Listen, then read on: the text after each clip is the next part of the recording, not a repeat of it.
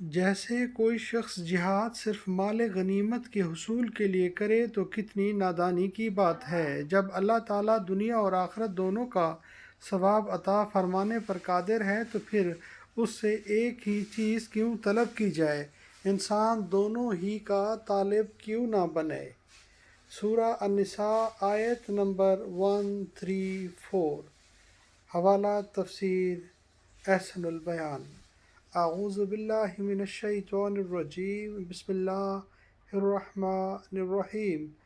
من جو کانا یریدو چاہتا ہے ثواب الدنیا، دنیا کا ثواب، فعند اللہ تو اللہ تعالیٰ کے پاس، ثواب بدلہ ثواب، دنیا والآخرہ اور آخرت، وکانا اور ہے اللہ تعالیٰ سمیعاً سننے والا، بصیرا دیکھنے والا۔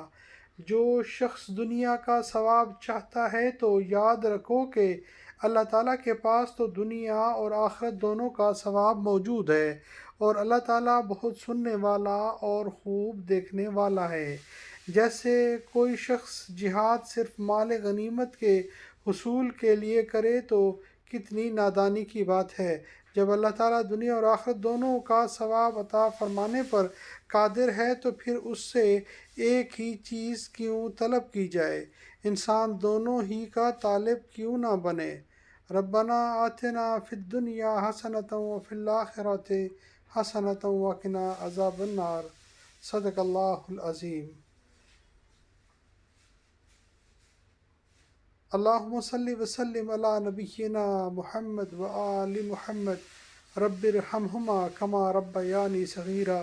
ربنا حب لنا من ازواجنا وذریاتنا قرۃ اعین واجعلنا للمتقین اماما۔